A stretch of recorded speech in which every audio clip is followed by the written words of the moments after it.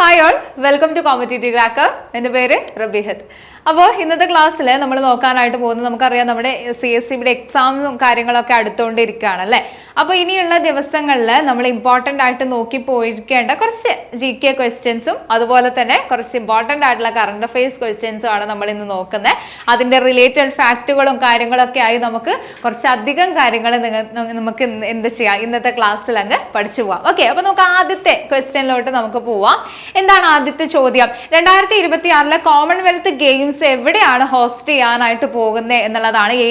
ഏത് സിറ്റിയിലാണ് 2026 Commonwealth games നടക്കാനായിട്ട് പോകുന്നത് എന്നുള്ളതാണ്. ലണ്ടൻ തന്നിട്ടുണ്ട്, ഗ്ലാസ്ഗോ തന്നിട്ടുണ്ട്, സിഡ്നി തന്നിട്ടുണ്ട്, ടൊറന്റോ തന്നിട്ടുണ്ട്. അതുപോലെ തന്നെ എവിടെയാണ് നമ്മുടെ ഈ 2026 കോമൺവെൽത്ത് ഗെയിംസ് നടക്കാനായിട്ട് പോകുന്നത് നമ്മൾ നോക്കുന്ന സമയത്ത് ഏത് നമ്മുടെ ഉത്തരം വരുന്നത്? ഓപ്ഷൻ ബി ആണ് അല്ലെ, ഗ്ലാസ്ഗോയില്, സ്കോട്ട്ലാൻഡിലെ ഗ്ലാസ്ഗോയിലാണ് 2026 കോമൺവെൽത്ത് ഗെയിംസ് നടക്കാനായിട്ട് പോകുന്നത്. അപ്പൊ വെന്യൂസ് എന്ന് പറയുന്ന ഭാഗത്ത് നമ്മുടെ കറണ്ട് അഫെയർ നമ്മൾ പഠിച്ചു പോകുമ്പോൾ വെന്യൂസ്, വേദികൾ എന്ന് പറയുന്ന ഭാഗത്തിൽ സ്പോർട്സിൽ തന്നെ ഇമ്പോർട്ടൻ്റ് ആയിട്ടുള്ള ഒരു ഏരിയ ആണ്. അപ്പൊ എന്ത് ചെയ്യാം, ഈ ഒരു ഭാഗം ഒന്ന് അവിടെ ക്ലിയർ ആക്കി വെക്കുക. 2026 കോമൺവെൽത്ത് ഗെയിംസ് സ്കോട്ട്ലാൻഡിലെ ഗ്ലാസ്ഗോയിലാണ് നടക്കാനായിട്ട് പോകുന്നത്. ഓക്കെ, ദെൻ അടുത്ത ചോദ്യത്തിലോട്ട് നമ്മൾ നോക്കുന്ന സമയത്ത് എഗെയിൻ ഒരു എന്താണ് സ്പോർട്സിന്റെ ഭാഗത്തു നിന്നുള്ള ഒരു ക്വസ്റ്റ്യൻ തന്നെയാണ്. വെന്യൂസുമായി ബന്ധപ്പെട്ടുകൊണ്ട് വരുന്ന മറ്റൊരു ക്വസ്റ്റ്യൻ ആണ്, പക്ഷെ ഇമ്പോർട്ടൻ്റ് ആയിട്ടുള്ള ഒരു ചോദ്യമാണ്. 2026 നമ്മുടെ ഫിഫ വേൾഡ് കപ്പ് നടക്കാനായിട്ട് പോകുന്നത് അല്ലെ. അപ്പോൾ 2026 ഈ ഒരു ഫിഫ വേൾഡ് കപ്പ് എന്ന് പറയുന്നത് ഏതൊക്കെ കൺട്രീസ് ചേർന്നുകൊണ്ടാണ് ജോയിന്റ്ലി ഹോസ്റ്റ് ചെയ്യുന്നത്? എവിടെയാണ് ഈ ഒരു ഏതൊക്കെ രാജ്യങ്ങളിലായിട്ടാണ് 2026 ഫിഫ വേൾഡ് കപ്പ് നടക്കാനായിട്ട് പോകുന്നത് എന്നുള്ളതാണ്. അതിന്റെ ആൻസറും ഏത് തന്നെയാണ് വരുന്നത്? ഓപ്ഷൻ ബി ആണല്ലേ വരുന്നത്. USA, മെക്സിക്കോ അതുപോലെ തന്നെ കാനഡ, ഈ 3 രാഷ്ട്രങ്ങളിലായിട്ടാണ് 2026 ഫിഫ വേൾഡ് കപ്പ് നടക്കാനായിട്ട് പോകുന്നത്. അപ്പൊ പഠിച്ചു വെക്കുക, ഇമ്പോർട്ടൻ്റ് ആയിട്ട് വരുന്നതാണ്. USA, മെക്സിക്കോ, കാനഡ, ഈ 3 രാഷ്ട്രങ്ങളാണ് 2026 ഫിഫ വേൾഡ് കപ്പ് ഹോസ്റ്റ് ചെയ്യാനായിട്ട് പോകുന്നത് കേട്ടോ. ഓക്കെ, അപ്പൊ 2 പ്രധാനപ്പെട്ട വേദികളാണ് നമ്മൾ പഠിച്ചത്. ഇനി അടുത്ത ചോദ്യം വരുന്നത് എഗെയിൻ കറണ്ട് അഫെയറിന്റെ ഭാഗത്ത് നിന്നുള്ള ഒരു സ്പോർട്സ് റിലേറ്റഡ് ആയിട്ടുള്ള ഒരു ക്വസ്റ്റ്യൻ തന്നെയാണ്. എന്താണ് ചോദ്യം? 2025 IPL ടൈറ്റിൽ എന്ന് പറയുന്നത് ഏത് ടീമാണ് വിൻ ചെയ്തിട്ടുണ്ടായിരുന്നത് എന്നാണ് ചോദിക്കുന്നത്. അപ്പോൾ 2025 IPL ടൈറ്റിൽ വിന്നേഴ്സ് ആരൊക്കെയാണ് എന്നുള്ളതാണ്. ഏതാണ് നമ്മുടെ ഉത്തരം വരുന്നത്? നമ്മൾ ഒരുപാട് ന്യൂസുകൾ സോഷ്യൽ മീഡിയയിലൊക്കെ തരംഗമായിട്ട് നിൽക്കുന്ന അത്തരത്തിലുള്ള കാര്യങ്ങളൊക്കെ നമുക്ക് അറിയുന്നത് തന്നെയാണ്. RCB ആണ് അല്ലെ, അല്ലെങ്കിൽ റോയൽ ചാലഞ്ചേഴ്സ് ബാംഗ്ലൂർ ആണ് 2025 IPL ടൈറ്റിൽ വിന്നേഴ്സ് ആയിട്ട് വരുന്നത്. അതുപോലെ തന്നെ റണ്ണറപ്പായി വന്നിട്ടുണ്ടായിരുന്നത് ആരായിരുന്നു? അത് പഞ്ചാബ് കിങ്സ് ആയിരുന്നു അല്ലെ. റണ്ണറപ്പായി വന്നിട്ടുണ്ടായിരുന്നത് പഞ്ചാബ് കിങ്സ് ആണ് എന്നുള്ള കാര്യം കൂടെ അവിടെ നോട്ട് ചെയ്ത് വെക്കുക. അപ്പൊ 2025 IPL ടൈറ്റിൽ RCB, അതുപോലെ തന്നെ റണ്ണറപ്പ് പഞ്ചാബ് കിങ്സ് എന്നുള്ള കാര്യം അവിടെ പഠിച്ചു വെക്കുക. അപ്പൊ നമുക്ക് ഈ ഒരു IPL-ലുമായി ബന്ധപ്പെട്ടുകൊണ്ടുള്ള കുറച്ച് ഇമ്പോർട്ടൻ്റ് ആയിട്ടുള്ള കാര്യങ്ങൾ, IPL 2025 പ്രധാനപ്പെട്ട ഓറഞ്ച് ക്യാപ്പ്, പർപ്പിൾ ക്യാപ്പ്, ഇതൊക്കെ ആരാണ് നേടിയത് എന്നുള്ള കാര്യം ഒന്ന് അവിടെ പഠിച്ചു പോവാം. ഓക്കെ, അപ്പൊ ഇവിടെ നമ്മൾ നോക്കുമ്പോൾ 2025 IPL-ന്റെ 18ാമത് എഡിഷൻ ആയിരുന്നു നടന്നിട്ടുണ്ടായിരുന്നത് നമുക്ക് കാണാൻ പറ്റും. ഓക്കെ, ഇന്ത്യയിൽ വെച്ചാണ് നടന്നത്. 18ാമത് എഡിഷൻ ആയിരുന്നു 2025 നടന്നിട്ടുണ്ടായിരുന്നത്. ഓക്കെ, അപ്പോ ഈ ഒരു ഗെയിമിൽ, ഈ ഒരു മാച്ചിൽ നമ്മൾ നോക്കുന്ന സമയത്ത് മോസ്റ്റ് വാല്യുവബിൾ പ്ലെയർ ആയിട്ട് വന്നിട്ടുണ്ടായിരുന്നത് സൂര്യകുമാർ യാദവ് ആണ് എന്നുള്ളത് പഠിച്ചു വെക്കുക. ഇതൊക്കെ ചോദ്യങ്ങൾ ചോദിക്കുന്നതാണ്, അപ്പോൾ നോട്ട് ചെയ്ത് വെക്കുക. മോസ്റ്റ് വാല്യുവബിൾ പ്ലെയർ എന്ന് പറയുന്നത് സൂര്യകുമാർ യാദവ് ആയിരുന്നു. അതുപോലെ തന്നെ നമുക്കറിയാം RCB ആണല്ലേ ടൈറ്റിൽ വിൻ ചെയ്തിട്ടുണ്ടായിരുന്നത് എന്ന് പറയുന്നത് ആരാണ്? നമ്മുടെ RCB ആണ് നമുക്ക് കാണാൻ പറ്റും. അപ്പൊ അതിന്റെ ക്യാപ്റ്റൻ ആയിട്ടുണ്ടായിരുന്നത് രജത് പട്ടീദാർ ആയിരുന്നു. രജത് പട്ടീദാറാണ് RCB-യുടെ ക്യാപ്റ്റൻ ആയിട്ടുണ്ടായിരുന്നത്. റണ്ണറപ്പായി വന്നിട്ടുണ്ടായിരുന്ന പഞ്ചാബ് കിങ്സിന്റെ ക്യാപ്റ്റൻ ആയിട്ടുണ്ടായിരുന്നത് ആരാണ് എന്നുള്ളത് കൂടെ നോട്ട് ചെയ്ത് വെക്കുക. ശ്രേയസ് അയ്യർ ആയിരുന്നു കേട്ടോ. ശ്രേയസ് അയ്യർ ആയിരുന്നു പഞ്ചാബ് കിങ്സിന്റെ ക്യാപ്റ്റൻ ആയിട്ടുണ്ടായിരുന്നത്. ഓക്കെ, ഇനി അതുപോലെ തന്നെ മോസ്റ്റ് വാല്യുബിൾ പ്ലെയറിനെ നോക്കിയ പോലെ തന്നെ നമുക്ക് ഇമ്പോർട്ടൻ്റ് ആയിട്ടുള്ള മറ്റൊന്നാണ് ഓറഞ്ച് ക്യാപ്പ്. ഓറഞ്ച് ക്യാപ്പ് ആരാണ് വിൻ ചെയ്തത് എന്നുള്ളത് നമുക്ക് നോക്കുമ്പോൾ സായ് സുദർശൻ ആണ്.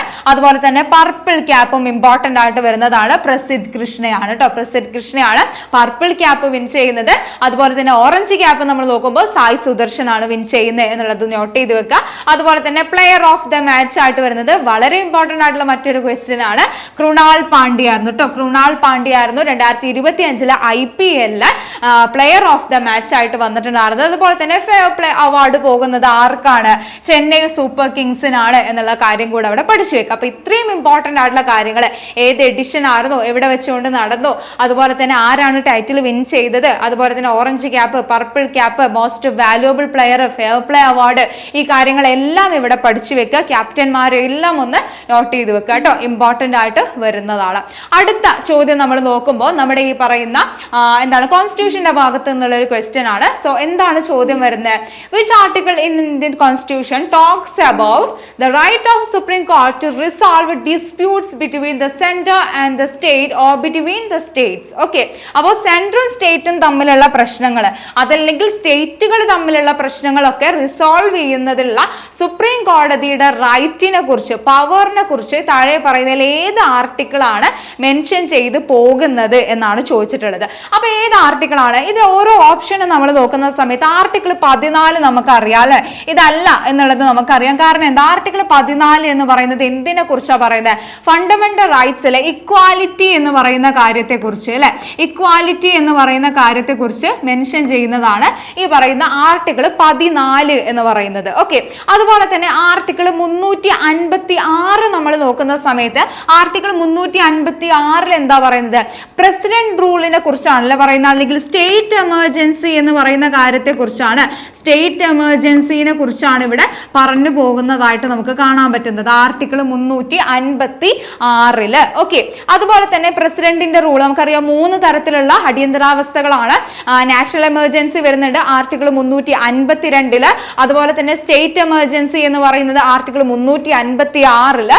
അതുപോലെ തന്നെ മറ്റൊന്നാണ് നമ്മുടെ ആർട്ടിക്കിൾ 360 എന്ന് പറയുന്നത്. ഏതാണ്? ഈ പറയുന്ന എക്കണോമിക് അല്ലെങ്കിൽ ഫൈനാൻഷ്യൽ എമർജൻസി എന്ന് പറയുന്ന ഇത്തരത്തിലുള്ള 3 തരത്തിലുള്ള എന്തിനെ കുറിച്ചാണ്? എമർജൻസിനെ കുറിച്ചാണ് നമ്മുടെ കോൺസ്റ്റിറ്റ്യൂഷനിൽ പറഞ്ഞു പോകുന്നത്. ഓക്കെ, അപ്പൊ ആ ആൻസറും അല്ല എന്നുള്ളത് നമുക്ക് കാണാൻ പറ്റും.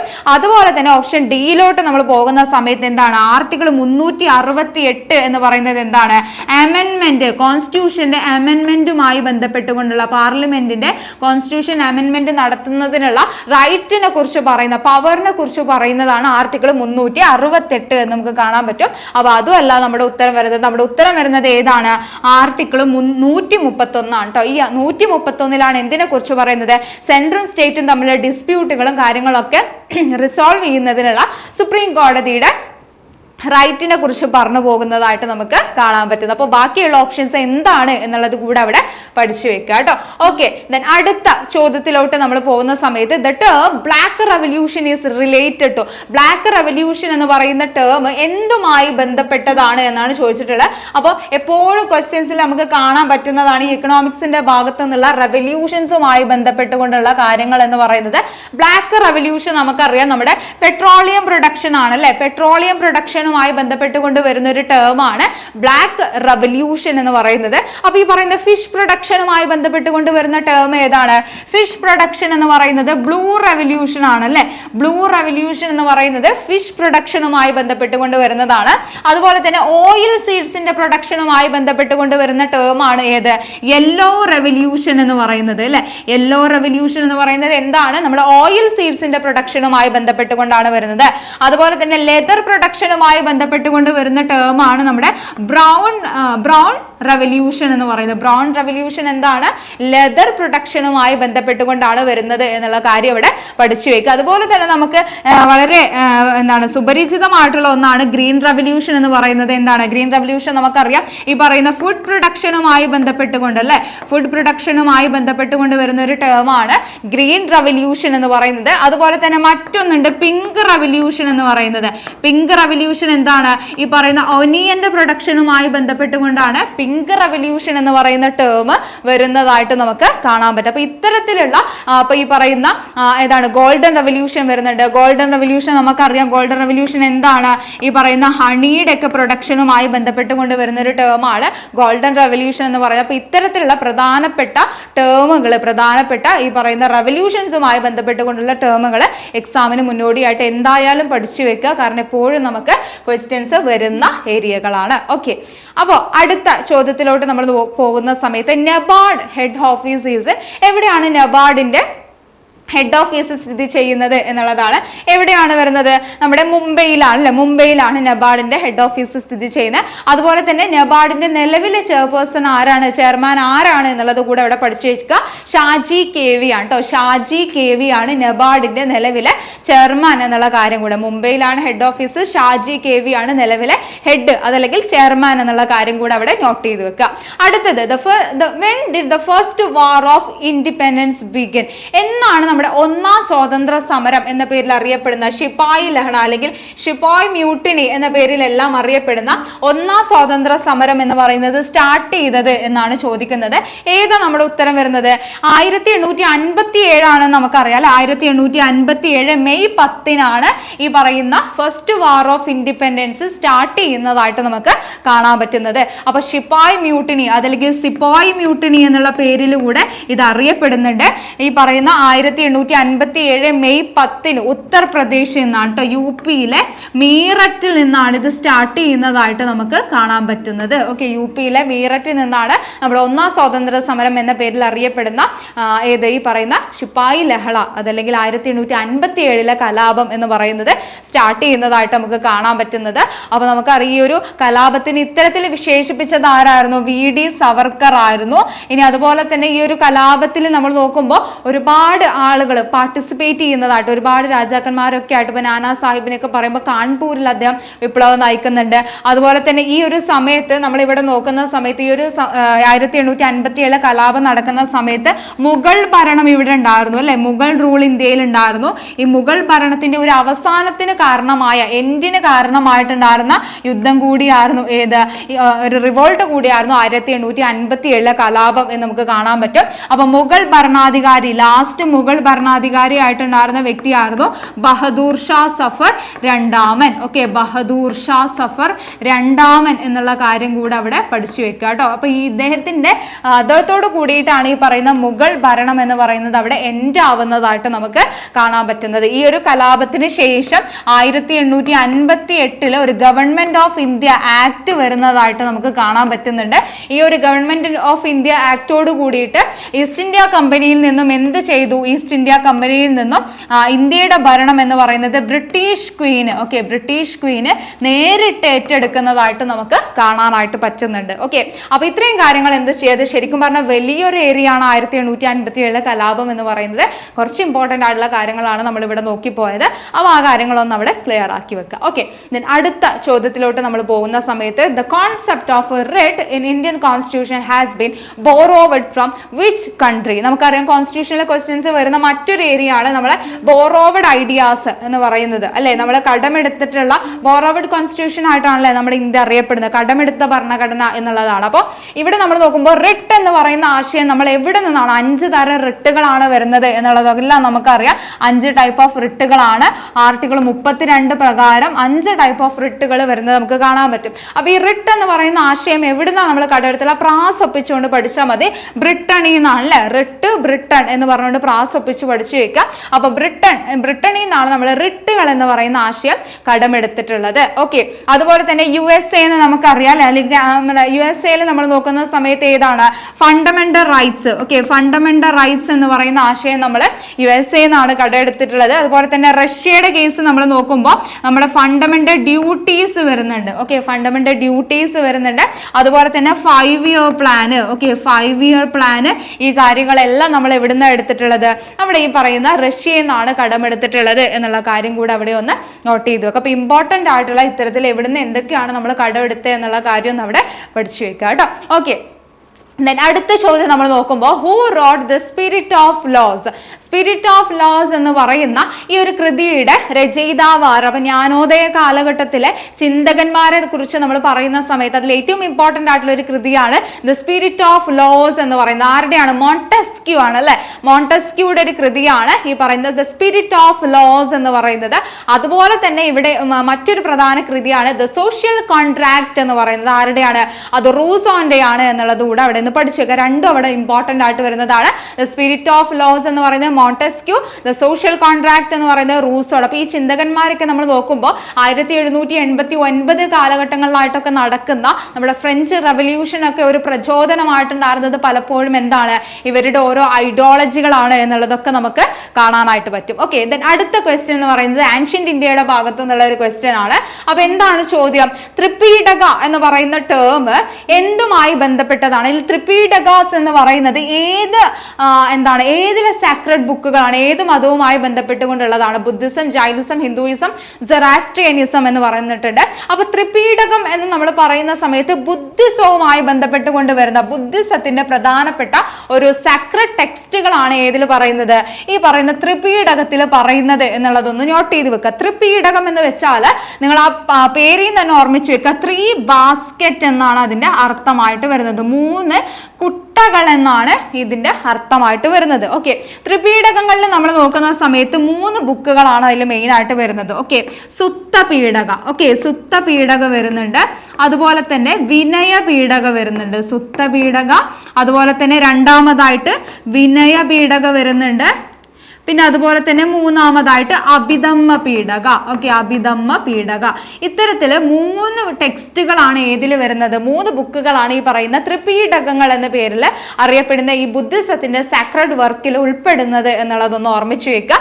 അപ്പോൾ ഒരു ബുദ്ധിസ്റ്റ് മോങ്ക് എന്ന് പറയുന്നത് ഒരു ബുദ്ധിസത്തിലോട്ട് ചേരുന്ന സമയത്ത് അവർ നോക്കിയിരിക്കേണ്ട റൂൾസ് ആൻഡ് റെഗുലേഷൻസ് എന്തൊക്കെയാണ്, അങ്ങനെയുള്ള കാര്യങ്ങളെ കുറിച്ചൊക്കെയാണ് ഈ ടെക്സ്റ്റിൽ പറഞ്ഞു പോകുന്നതായിട്ട് നമുക്ക് കാണാൻ പറ്റുന്നത് കേട്ടോ. അപ്പൊ ആ കാര്യം കൂടെ അവിടെ ഒന്ന് നോട്ട് ചെയ്ത് വെക്കുക. ഇനി ജൈനിസത്തെ കുറിച്ച് നമ്മൾ പറയുകയാണെന്നുണ്ടെങ്കിൽ അംഗങ്ങൾ. ഓക്കെ, അംഗങ്ങൾ, ഉപാംഗങ്ങൾ എന്ന് പറയുന്നത് ഈ പറയുന്ന ജൈനിസത്തിന്റെ പ്രധാനപ്പെട്ട ഒരു സാക്രഡ് ടെക്സ്റ്റ് ആയിട്ട് കണക്കാക്കപ്പെടുന്നതാണ് അംഗങ്ങൾ എന്ന് പറയുന്നത് എന്നുള്ളത് കൂടെ അവിടെ ഒന്ന് നോട്ട് ചെയ്ത് വെക്കുക കേട്ടോ.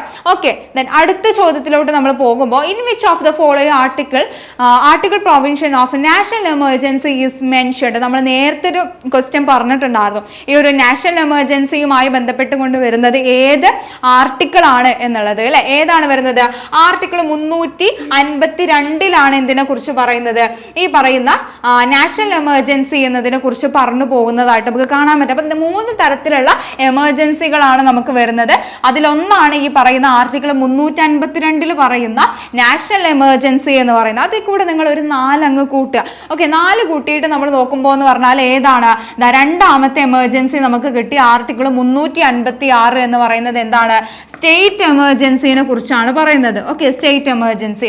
അത് കഴിഞ്ഞ് അതിൽ കൂടെ ഒരു 4 കൂട്ടുക. അത് കഴിഞ്ഞ് അപ്പൊ നമുക്ക് എന്ത് കിട്ടും? മൂന്നാമത്തെ എമർജൻസി ആയിട്ടുള്ള ഫൈനാൻഷ്യൽ എമർജൻസിനെ കുറിച്ച് നമുക്ക് കിട്ടും. ഓക്കെ, ഇത്തരത്തില് 3 എമർജൻസികളാണ്, 3 അടിയന്തരാവസ്ഥകളാണ് മെൻഷൻ ചെയ്യുന്നത്. 352, 56, 60. ഓക്കെ, അപ്പൊ ഈ 3 എണ്ണം അവിടെ പഠിച്ചു വെക്കുക കേട്ടോ. ഇമ്പോർട്ടന്റ് ആയിട്ട് വരുന്നതാണ്. ഓക്കെ, ലാസ്റ്റ് ക്വസ്റ്റ്യൻ ആണ് ഇത്. നിങ്ങൾക്കുള്ള ക്വസ്റ്റ്യൻ ആണ്. നിങ്ങൾ എന്ത് ചെയ്യുക? അതിന്റെ ആൻസർ എന്താണ് എന്നുള്ളത് കമന്റ് ചെയ്യുക. എന്താണ് ചോദ്യം? ദ ബാറ്റിൽ ഓഫ് പ്ലാസി എന്ന് പറയുന്നത് എന്നാണ് നടന്നത് എന്നുള്ളതാണ്. 1764, 62, 48, 1757. ഇതിൽ ഏത് വർഷമാണ് നമ്മുടെ ഈ പറയുന്ന ബാറ്റിൽ ഓഫ് പ്ലാസി നടക്കുന്നത് എന്നാണ് ചോദിച്ചിട്ടുള്ളത്. അപ്പൊ അതിന്റെ ഉത്തരം നിങ്ങൾ കമന്റ് ചെയ്യുക കേട്ടോ. സോ ഇത്രയും കാര്യങ്ങളാണ് നമുക്ക് ഇന്നത്തെ ക്ലാസ്സിൽ നോക്കാനായിട്ട് വരുന്നത്. അപ്പൊ അറിയാം നമുക്ക് ഈ മാസം ലാസ്റ്റോട് കൂടിയിട്ട് 29ഓട് കൂടിയിട്ടൊക്കെ എക്സാമുകളുടെ ഒരു പടയോട്ടമാണല്ലോ നമുക്ക് കാണാൻ പറ്റുന്നത്. ഒരുപാട് എക്സാമുകൾ നമുക്ക് വന്നുകൊണ്ടിരിക്കുകയാണ്. അപ്പൊ കോമ്പറ്റീറ്റീവ് ക്രാക്കറിലാണെങ്കിലും നിങ്ങൾക്കായിട്ട് നമ്മൾ CSCB എക്സാം ബാച്ച് നമ്മൾ സ്റ്റാർട്ട് ചെയ്തിട്ടുണ്ട്. എന്താണ് ഈ ഒരു ബാച്ചിന്റെ ഫീച്ചേഴ്സ് എന്ന് നമ്മൾ നോക്കുന്ന സമയത്ത് 1000ഓളം ഇപ്പൊ നമ്മൾ ഇത്രയും നേരം ഡിസ്കസ് ചെയ്തില്ല കുറെ ക്വസ്റ്റ്യൻസ്. ഇതുപോലുള്ള പല questions, GK, current affair related ആയിട്ടുള്ള ക്വസ്റ്റ്യൻസ് ഒക്കെ നമ്മൾ മുന്നേ ഉള്ള ക്ലാസ്സുകളിലൊക്കെ ആയിട്ട് ഡിസ്കസ് ചെയ്തിട്ടുണ്ട്. അപ്പൊ ഇത്തരത്തില് സോർട്ട് ഔട്ട് ചെയ്തെടുത്തുള്ള പ്രീവിയസ് ഇയർ ക്വസ്റ്റ്യനിലൊക്കെ ആയിട്ട് ചോദിച്ചിട്ടുള്ള ക്വസ്റ്റ്യൻസ് ഒക്കെ അടങ്ങിയിട്ടുള്ള ഒരു ബാച്ചാണ്. നമുക്കറിയാം പലവർക്കും ഈ പറയുന്ന GK അതുപോലെ തന്നെ കറണ്ട് അഫയേഴ്സ് എന്നൊക്കെ പറയുന്നത് പലവരെ സംബന്ധിച്ചിടത്തോളം ബുദ്ധിമുട്ടായിട്ട് വരുന്ന ഒരു ഏരിയ ആണ്. അപ്പോൾ ഇവിടെ നമ്മൾ നോക്കുമ്പോൾ GK-ക്കാണെങ്കിലും ഇംഗ്ലീഷിനാണെങ്കിലും മാത്സിനാണെങ്കിലും സ്പെഷ്യൽ ക്ലാസ്സുകളുള്ള ഒരു ബാച്ചാണ് ഈ പറയുന്ന എക്സാം ബാച്ച് എന്ന് പറയുന്നത്. ഓക്കെ, ഏകദേശം 1000-ഓളം റാങ്ക് മേക്കിംഗ് ക്വസ്റ്റ്യൻസ് അടങ്ങിയിട്ടുള്ള ഒരു ബാച്ചാണ്. ഒരുപാട് പ്രീവിയസ് ഇയർ ക്വസ്റ്റ്യൻസ്, അതുപോലെ തന്നെ ഈ ഓരോ പ്രീവിയസ് ഇയർ ക്വസ്റ്റ്യൻസിനെയും ബേസ് ചെയ്തുകൊണ്ട് ആ ഭാഗത്ത് നിന്ന് ചോദിക്കാനായിട്ട് സാധ്യതയുള്ള കാര്യങ്ങൾ ഇതെല്ലാം ഉൾപ്പെടുത്തിക്കൊണ്ടാണ് ഈ ഒരു ബാച്ച് പോകുന്നത്. അതുപോലെ ഈ പറയുന്ന GK ആണെങ്കിലും ഇംഗ്ലീഷ് ആണെങ്കിലും മാത്സ് ആണെങ്കിലും ഒക്കെ ബുദ്ധിമുട്ടുള്ള ആളുകളെ സംബന്ധിച്ചിടത്തോളം അതിനു വേണ്ടിയുള്ള സ്പെഷ്യൽ ക്ലാസ്സുകളും ഒക്കെ അടങ്ങുന്ന ഒരു ബാച്ചാണ്. ഓക്കെ, അതുപോലെ തന്നെ നമുക്കറിയാം റീസെന്റ് നടന്ന CSEB എക്സാമിലായിട്ട് പലതരത്തിലുള്ള സ്റ്റേറ്റ്മെന്റ് ക്വസ്റ്റ്യൻസ് നമ്മൾ കണ്ടിട്ടുണ്ടായിരുന്നു അല്ലെ. ഇപ്പൊ കറണ്ട് അഫെയറിന്റെ ഭാഗത്ത് നിന്ന് ഈ പറയുന്ന നമ്മുടെ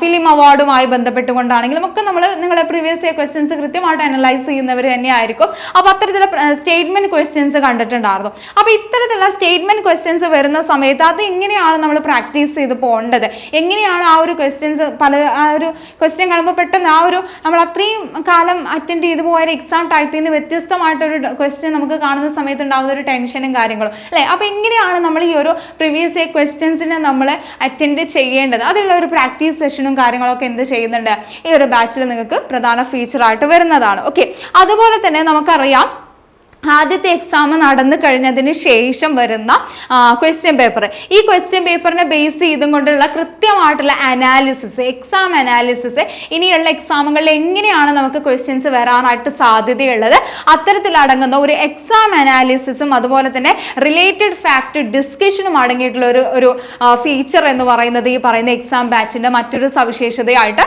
വരുന്നതാണ്. ഓക്കെ, അപ്പോൾ ഇവിടെ നമ്മൾ നോക്കുമ്പോൾ ഈ പറയുന്ന PDF നോട്ടുകളും അതുപോലെ തന്നെ റെക്കോർഡഡ് ക്ലാസ്സുകളും മോക്ക് ടെസ്റ്റുകളും എല്ലാം അടങ്ങുന്ന ഒരു ബാച്ച് തന്നെയാണ്. ഇതോടൊപ്പം തന്നെ എന്താണ് നിങ്ങൾക്ക് ഈ പറയുന്ന നിങ്ങളുടെ എക്സാം കഴിയുന്നത് വരെ തന്നെ നിങ്ങൾക്ക് കൃത്യമായിട്ട് മെന്റർഷിപ്പും ഇവിടെ അവൈലബിൾ ആണ് എന്നുള്ളതാണ്. കൃത്യമായിട്ട് നിങ്ങൾ ഓരോ തവണയും ഗൈഡ് ചെയ്യുന്നതിനുള്ള ഒരു മെന്റർ നിങ്ങളുടെ കൂടെ ഉണ്ടായിരിക്കും. സോ ഇത്രയും ഫീച്ചേഴ്സ് അടങ്ങുന്നതാണ് നമ്മുടെ CSEB എക്സാം ബാച്ച് എന്ന് പറയുന്നത്. അപ്പോൾ അഡ്മിഷനും കാര്യങ്ങളൊക്കെ നമ്മൾ സ്റ്റാർട്ട് ചെയ്തിട്ടുണ്ട്. അപ്പോൾ നിങ്ങൾക്ക് ഈ ഒരു ബാച്ചിനെ കുറിച്ച് എന്തെങ്കിലും ക്വയറീസ് കാര്യങ്ങളുണ്ട് എന്നുണ്ടെങ്കിൽ നമ്മൾ ഗൂഗിൾ ഫോം കാര്യങ്ങളൊക്കെ താഴെ പ്രൊവൈഡ് ചെയ്യാം. അതിൽ നിങ്ങൾക്ക് രജിസ്റ്റർ ചെയ്യാവുന്നതാണ്, നിങ്ങളെ ഇവിടുന്ന് കോൺടാക്ട് ചെയ്യുന്നതാണ്. അപ്പോൾ നിങ്ങളുടെ എന്ത് ക്വയറീസ് ആണെങ്കിലും നിങ്ങൾക്ക് അതിലൂടെ അറിയിക്കാവുന്നതാണ്. സോ ഈ ഒരു ബാച്ചിനെ കുറിച്ച് കൂടുതൽ ഡീറ്റെയിൽസ് കാര്യങ്ങൾ അറിയുന്നതിനായിട്ട് നിങ്ങൾക്ക് അന്വേഷിക്കാം. ഓക്കെ, അല്ലെങ്കിൽ ഫോം കാര്യങ്ങൾ പ്രൊവൈഡ് ചെയ്യാം, അതിൽ നിങ്ങളുടെ ക്വയറീസ് കാര്യങ്ങൾ അറിയിക്കാം. ഓക്കെ, സോ എന്തായാലും നിങ്ങൾക്ക് വീഡിയോ യൂസ്ഫുൾ ആയി എന്ന് വിചാരിക്കുന്നു. എന്തെങ്കിലും തരത്തിലുള്ള ഡൗട്ട്സുകളോ കാര്യങ്ങളോ ഉണ്ടെന്നുണ്ടെങ്കിൽ അറിയിക്കുക. അതുപോലെ തന്നെ നമ്മൾ ചോദിച്ച ക്വസ്റ്റ്യനിലുള്ള കമൻറ്റ് കൂടെ നിങ്ങൾ ആൻസർ ആയിട്ട് ഇടുക കേട്ടോ. ഓക്കെ, കമൻറ്റ് ആയിട്ട് ഇടുക. സോ എന്തായാലും നമുക്ക് മറ്റൊരു ക്ലാസ്സിൽ പുതിയൊരു ടോപ്പിക്കുമായിട്ട് കാണാം. Thank you.